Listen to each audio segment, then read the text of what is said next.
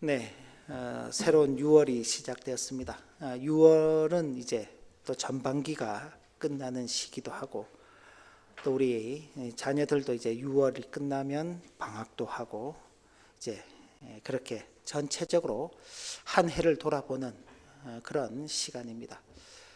이런 시간 속에서 특별히 이번 6월 한 달 동안은 하나님께서 역사하시는 이 세상 속에서 살아가는 성도가 겪게 되는 다양한 고민과 갈등들, 그 속에서 우리는 어떤 분별력과 영적인 안목을 가지고 살아가야 할 것인가를 좀 생각해 보기를 원합니다. 그래서 시편 말씀들을 이번 6월 한 달 동안은 중심으로 살펴보려고 하는데, 그 중에 오늘은 시편 73편 말씀을 살펴봅니다. 시편은 총 5권으로 구성되어 있습니다. 우리는 이제 시편 그렇게 되어 있습니다만, 성경을 보면은 시편 이렇게 시작할 때 보면 제1권 그렇게 되어 있습니다. 그래서 총 5권의 각각의 시편들이 묶여서 하나의 시편을 이루게 되는 것입니다. 그중 73편은 시편 제3권의 첫 번째 시작하는 시편입니다. 시편 제3권에는 총 17편의 시편이 기록되어 있는데, 그 중에 아삽이 11편을 기록하고 있고 4편이 고라 자손의 시로 그렇게 기록이 되어 있습니다. 그리고 다윗과 예단이라는 사람이 각각 한 편씩 기록하고 있습니다. 시편 73편은 아삽의 시라는 표제 외에는 어떤 배경하에서 그 내용들이 기록됐는지는 정확히 알 수가 없습니다. 그러나 전체적인 내용을 볼 때 시편 78편과 또 82편과 더불어서 지혜시로 분류가 되고, 특별히 신정론의 문제를 다루고 있습니다. 신정론이라는 것은 이 세상에 악이 이렇게 버젓이 존재함에도 불구하고 어떻게 하나님께서 의로우시다고 말할 수 있는가 하는 그 문제인 것입니다. 하나님이 의로우시다면 이 세상에 악이 없어야 되는데, 이 세상에 악이 있고 악이 있는 정도가 아니라 그 악이 번성하고 있는데, 그래도 하나님이 의롭다고 말할 수 있는가 하는 이 질문이죠. 이 73편은 바로 이 질문에 의로우신 하나님께서 다스리는 이 세상에서 왜 악인이 형통하고 의인이 고난받고 있는지에 대한 그런 불합리한 일들에 대해서 질문하고, 또 하나님의 구속하시는 역사 속에서 그 해답을 찾는 내용으로 기록이 되어 있습니다. 오늘 말씀의 제목은 하나님께 가까이 함이 내게 복이라. 시인은 이 내용을 고백하면서 먼저 가장 시작에 1절에 보면 이렇게 고백하고 있습니다. 하나님이 참으로 이스라엘 중 마음이 정결한 자에게 선을 행하신다. 선을 행하시나 그렇게 되어 있습니다만, 끊어서 보면 선을 행하신다. 그러니까 하나님은 정직하게, 마음이 정결한 자에게, 정직하게 행하는 자에게 선을 행하시는 분이시다 하는 그 고백이 먼저 딱 드러나고 있습니다.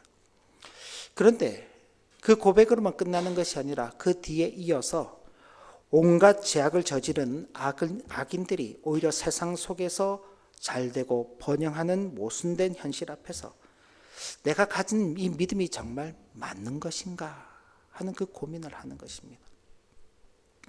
우리 역시 이 세상을 바라보면 그런 생각들을 해보게 되죠. 세상이 보다 더 정의로워지고 또 공평해지고 또 법과 질서가 잘 지켜져야 하는데, 그렇지 못한 일들을 이 세상 가운데서 많이 보게 됩니다. 거짓을 말하고 불의를 행하고 남을 억압하는 그런 사람들이 세상 속에서 번영하고 잘 살고 성공하는 그런 현상들을 볼 때, 과연 하나님께서 살아 계신가? 하나님께서 정말 정직하게 행하는 자에게 선을 행하시는 분이 맞으신가 하는 그런 생각을 해보게 되는 것입니다. 그건 시인이 경험하는 어떤 이상과 현실의 거리가 너무 컸기 때문에 그렇습니다. 시편 73편 2절 3절 말씀 보면 이렇게 시인은 기록하고 있습니다. 나는 거의 넘어질 뻔하였고 나의 걸음이 미끄러질 뻔하였으니 이는 내가 악인의 형통함을 보고 오만한 자를 질투하였음이로다. 자기는 넘어질 뻔하고 미끄러질 뻔했는데 왜 그런가?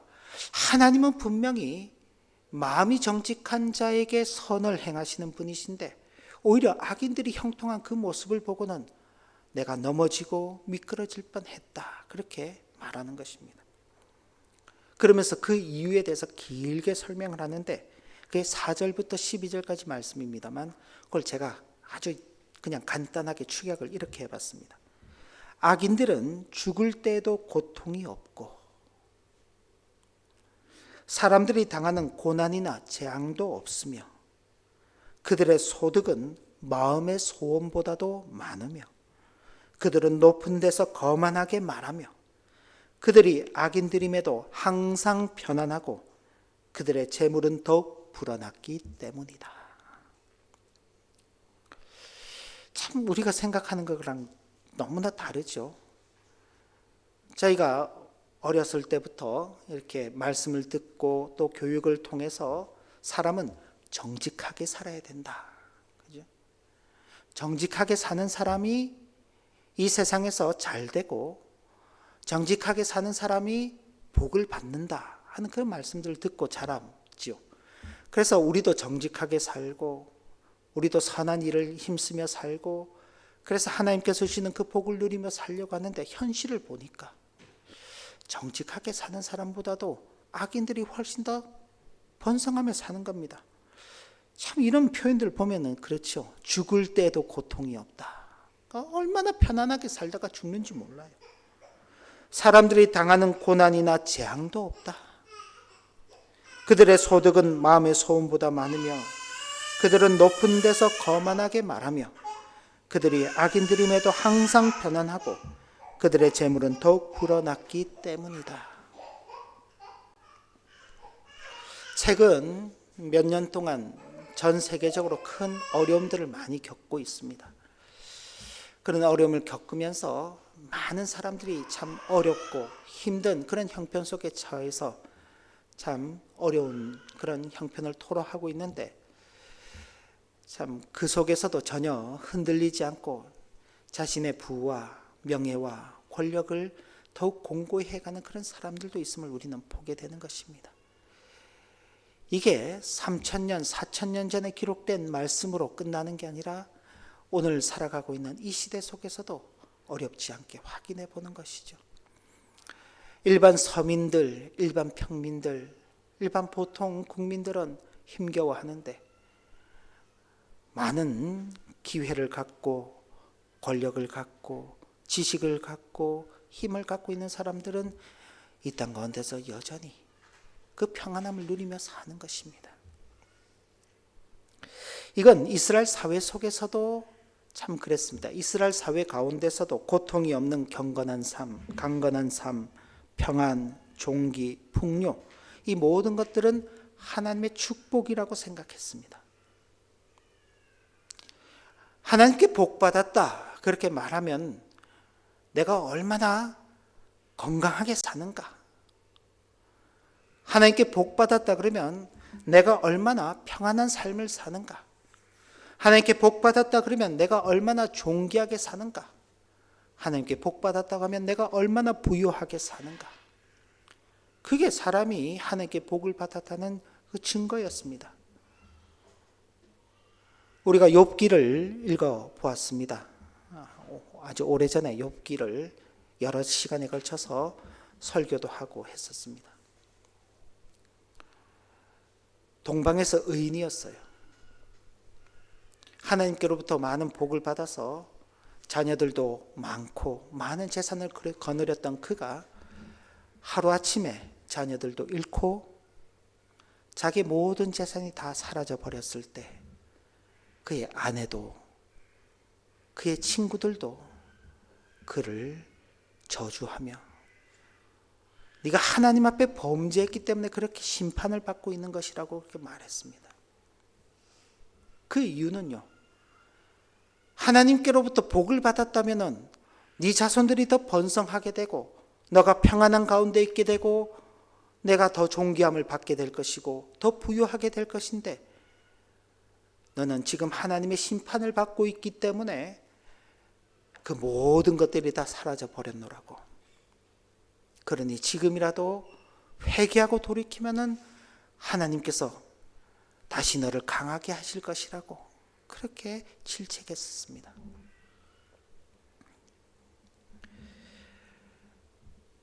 그런데 이게 정말 하나님의 축복 속에서 의인들이 누리는 복이라면은 누구라도 그 복을 사모하죠. 그런데 의인들이 아니라 악인들이 그 축복을 누리고 있는 것입니다. 이런 모습은 살아계신 하나님의 공의와 이 땅에서의 보응을 믿는 성도들에게는 참으로 믿기 어려운 그런 이야기인 것입니다. 아니, 악인들에 대해서는 하나님께서 보응하시고 심판하신다고 했는데 저들이 어떻게 이렇게 축복을 누리고 살고 있지? 이해할 수가 없다. 더욱이 악인들이 자신들의 그 악함에 대해서 하나님께서 어찌 알랴? 지존자가 정말 지식이 있느냐? 하나님이 정말 계시냐? 하나님이 우리를 아냐? 하나님이 우리를 판단하실 수 있냐? 그런 능력이 있느냐라고 하나님을 조롱함에도 불구하고 여전히 그들이 형통하는 것을 볼 때에 하나님의 뜻대로 살고자 애쓰며 고통받는 의인들은 깊은 내적 갈등과 신앙적 회의에 빠질 수밖에 없는 것입니다.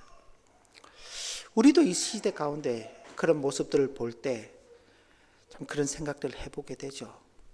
참 나만 이렇게 살아서 뭐하나 하는 그런 생각들을 해보게 되는 것입니다. 거짓말 한번 하면은 좀 더 쉽게 갈 수 있는데, 그죠? 하다못해 어디 입장할 때도 그죠? 그냥 눈 모른 척 눈 감고 가서 새치기 한 번만 해도 빨리 탈 수 있잖아요. 그죠? 좌석이 이렇게 정해져 있지 않은 기차를 탈 때 어떤가요? 눈 질끈 감고 모른 척하고 그냥 앞에 막 비집고 들어가서 타면은 가서 앉을 수 있잖아요. 그죠? 근데 혹시 주변에 연약한 사람들이 없는지, 혹은 연세 드신 분이 없는지, 혹은 나보다도 더 자리가 필요한 분은 없는지 다 살펴서 그분들이 다 타고 난 다음에 타게 되면은요, 앉을 자리가 없죠. 그럼 이제 몇 시간을 서서 가야 되는 겁니다. 조금만 우리의 양심이라는 것을 이렇게 탁 닫아버린 채 하면은 쉽게 갈 수 있어요. 쉽게. 근데 우리는 하나님께서 우리를 지켜보고 계시고, 하나님께서 나를 알고 계시고, 하나님께서 나를 나중에 판단하실 것을 알고 계시기 때문에 그렇게 행하지 못하는 거예요. 근데 악인들은 하나님이 우리를 모른다. 지존자에게 지식이 있냐? 아유, 그런 거 없어. 하나님이 판단하실 수 있는 그런 능력이 어디 있으신가? 그냥 하나님은 하나님으로 계실 뿐이지 뭐. 그러고는 마음대로 살아가는 것입니다. 선하게 살려는 자신의 노력이 마치 헛된 것처럼 느껴지는 그런 절망감. 이것이 시인이 겪었던 극심한 고뇌였기 때문에 그는 이렇게 탄식하였습니다. 우리 13절 14절 말씀 같이 한번 읽어볼까요? 내가 내 마음을 깨끗하게 하며 내 손을 씻어 무죄하다 한 것이 실로 헛되도다. 나는 종일 재난을 당하며 아침마다 징벌을 받았도다. 그죠? 쉽게 표현하면은, 야, 나만 착하게 살면 뭐하나? 괜히 착하게 살았네. 괜히 양보하고 살고, 괜히 용서하고 살고, 괜히 사랑하고 살았네. 그런 말인 것입니다. 그거 해가지고 결국 나는 손해만 봤다. 그런데 그런 절망 속에서도 시인은 이렇게 고백합니다. 내가 만일 스스로 이르기를 내가 그들처럼 말하리라 하였더라면, 그들처럼 어떻게 해요?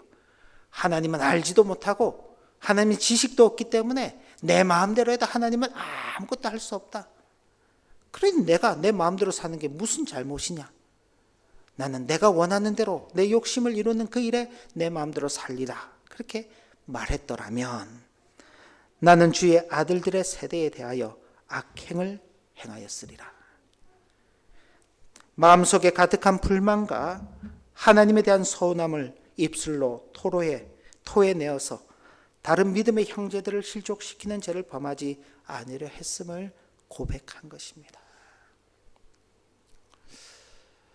지난주에도 말씀드렸던 것처럼 숨을 하고 내쉬지 말고 하고 이제 들여 마시라 그랬죠. 숨 하나 쉬는 그것, 주변의 사람들에게 짓는 그 작은 표정 하나, 그 미소 하나가 다른 사람들을 기쁘게 할 수도 있고 힘겹게 할 수도 있습니다. 하물며 성도의 입에서 나오는 말 한마디 한마디가 다른 사람들에게 힘을 주기도 하고 다른 사람들을 절망하게도 만드는 것입니다. 하나님께서 역사하시는 그 일에 있어서 비록 내가 현실 속에서 조금 손해보고 산다 할지라도 하나님의 그 말씀에 순종하며 사는 그 일들이 다른 사람들에게 힘과 용기를 주는 것입니다. 그래서 우리는 그런 이야기들을 듣잖아요. 선교지에서 어렵고 힘든 그 상황 속에서도 꿋꿋하게 하나님의 복음을 전하는 그 선교사님들의 그 사역들을 들을 때마다 우리는 편안한 곳에서 신앙생활 하는 데 있어서도 참 그런 열정과 그런 어떤 헌신과 수고하는 모습들이 참 희미하게 될 때 그분들의 그 말씀들을 듣고 도전을 받는 것이죠. 하나님에 대해서 잘 알지 못하는 그런 아이들이 와서 찬양하고 또 예배하고 하는 그런 모습들을 보면서 참 도전을 받고 그러는 것이죠. 지금 오늘 우리 교회 지금 함께 또 신앙생활 짧은 기간 하는 지체들 가운데 또 레바논이라는 지역에 가서 또 그런 수고를 감당하는 지체들도 지금 있지요. 그러니까 믿음의 그 삶이라는 것이 그런 것입니다. 현실을 보면 내가 손해보고 내가 괜한 일을 하는 것 같고 내가 왜 이런 삶을 살아야 되나 어떤 그런 절망감이 있지만은 그것을 내가 겉으로 내놓을 때 다른 믿음의 형제들도 더 실망하고 절망할 수 있겠구나 생각하고 자기 속으로 그 모든 것을 담아내었다 그렇게 말하는 것입니다.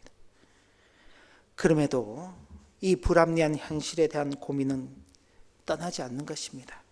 그래서 내가 어쩌면 이를 알까 하여 생각한즉 그것이 내게 심한 고통이 되었더니 라면서 이 문제를 해결하기 위해서 깊이 생각하고 연구했지만은 만족할 만한 답을 찾지 못했다.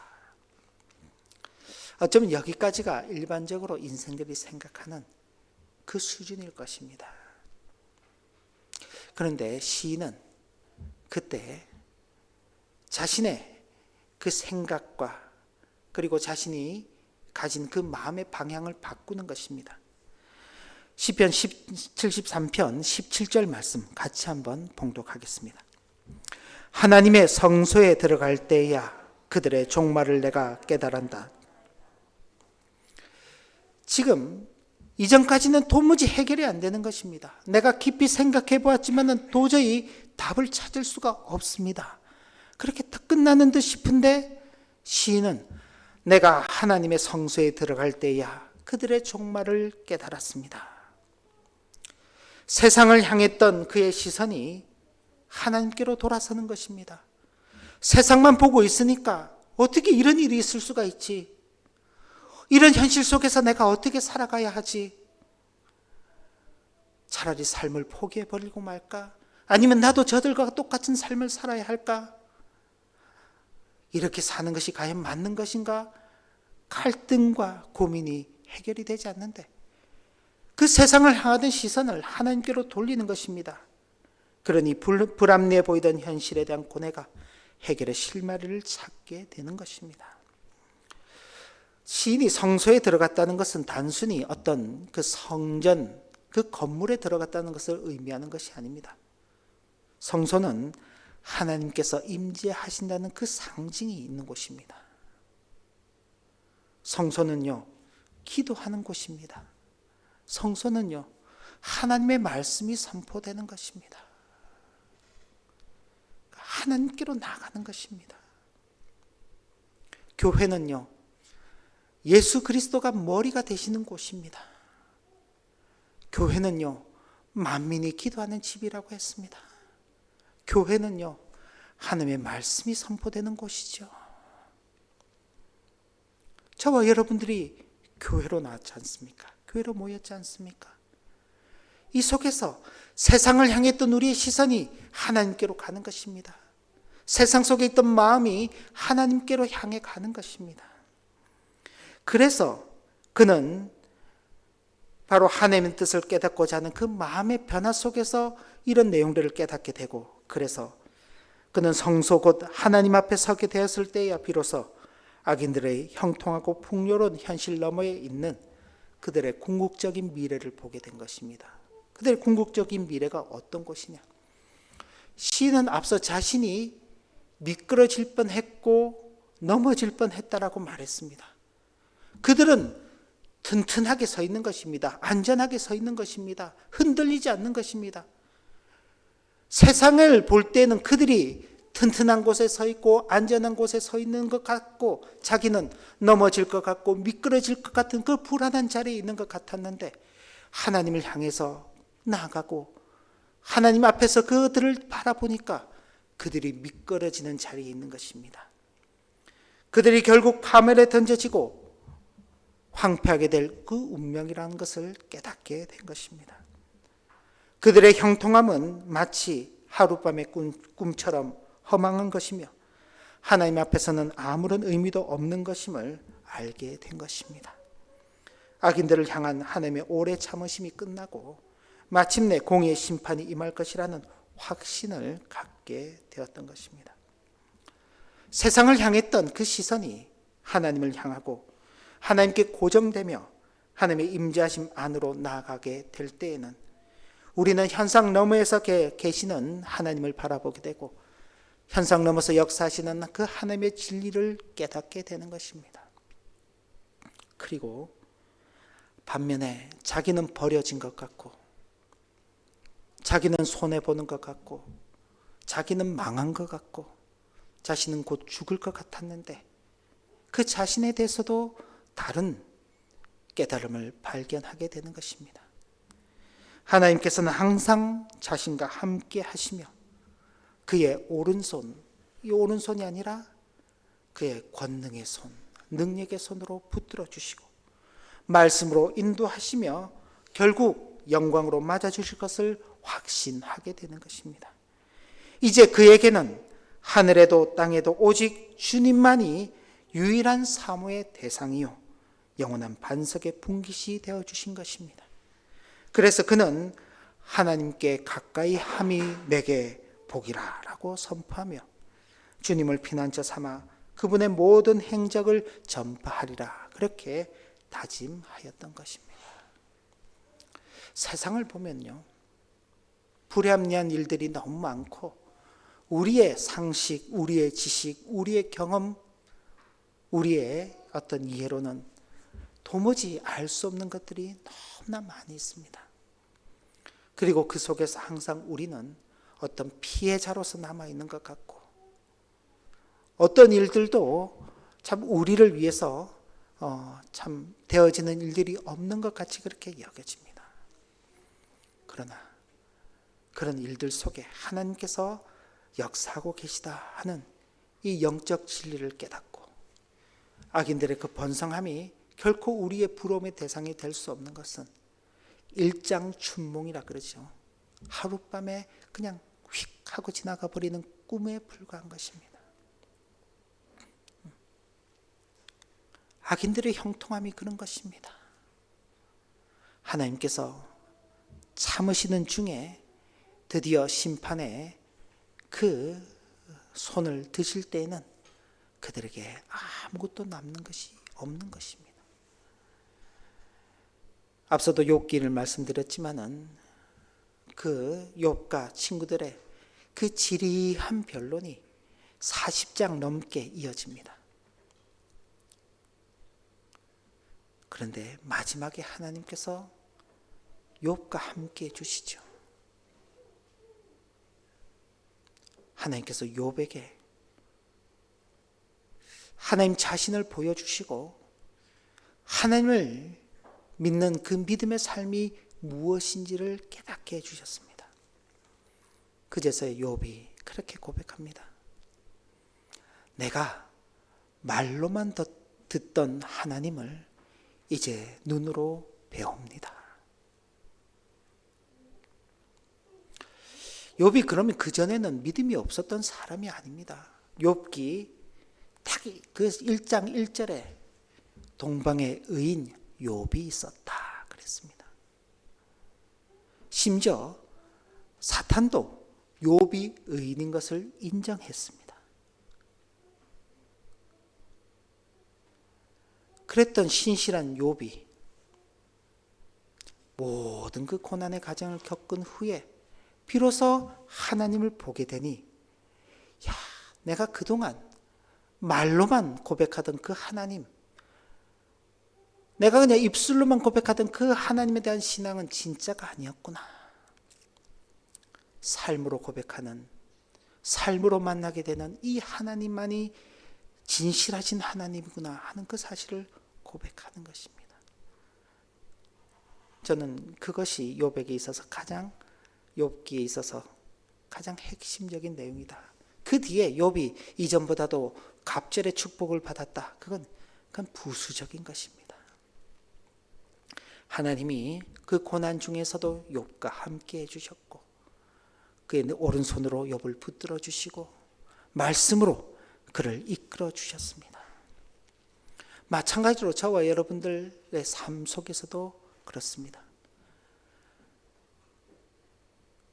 고난과 또 어려움이 늘 우리 주변에 늘려 있고 우리를 힘겹게 하고 우리의 마음을 상하게 하고, 그로 인해서 마음의 상함도 있고 또 상심도 있고 때로는 원망도 있고 불만도 토로하기도 합니다. 그러나 하나님께서 한 번도 거기에 대해서 너 왜 그러니? 너 왜 그러니? 그렇게 말씀하지 않으시고 모든 것을 그냥 듣고 계시죠. 사람 부모였으면은 제가 예를 들어서 제 자녀들이 옆에서 계속 원망하고 불평하고 그냥 한숨 쉬고 그러면은 듣다가 화가 나가지고 이렇게 혼내기도 하고 뭐라고 할 건데, 그저 하나님께서는 한 번도 그러지 않으세요. 묵묵히 듣고 계시죠. 하나님은 신경도 안 쓰시는 것 같아요. 내가 기도해도 하나님께서는 듣지도 않으시고 응답도 안 해주시는 것 같아요. 그런데 그 순간이 지나고 그 시간이 지나고 혹은 한 달 혹은 1년 혹은 어떤 일들은 10년이 지날 수도 있습니다. 그 시간들이 지나고 난 다음 돌이켜보면 하나님께서 나와 함께 하셨고 하나님께서 그 손으로 나를 붙들어 주시고 하나님께서 이런저런 모양 속에서 그 말씀으로 우리를 이끌어 주셨기 때문에 내가 그때 그렇게 그 자리에 머물러 있지 않고 지금 오늘 이 자리까지 걸어오게 되었구나 하는 것을 깨닫게 되는 것입니다. 하나님께 가까이 함이 내게 복이라. 세상적 가치로서는 이걸 표현할 수가 없는 것입니다. 저와 여러분 모두는 바로 이 복을 누릴 자들로 이 땅 가운데 부름받아서 살아가고 있습니다. 눈앞에 보이는 악인의 형통과 의인의 고난만을 바라보며 낙심하지 말고 어떤 자리, 어떤 형편에서도 항상 나와 함께 하시며 내 오른손을 붙들고 계시는 하나님만을 바라보는 우리 모두가 되기를 바랍니다. 하나님을 가까이 함으로써 우리에게 주어진 은혜를 풍성히 누리며 이 하나님의 역사를 우리의 삶으로 바르게 증거하는 복된 일생을 살아가시는 우리 모두가 되시기를 주님의 이름으로 기원합니다. 하나님 아버지, 주신 교훈의 말씀을 마음에 새기며 하나님께 가까이 함이 내게 복이라. 네, 이 말씀이 진리입니다. 이 말씀이 우리의 보물입니다. 이 말씀에 따라서 살아가는 우리의 일생걸음 되도록 은혜 베풀어 주옵소서. 예수님의 이름으로 기도 올리옵나이다. 아멘.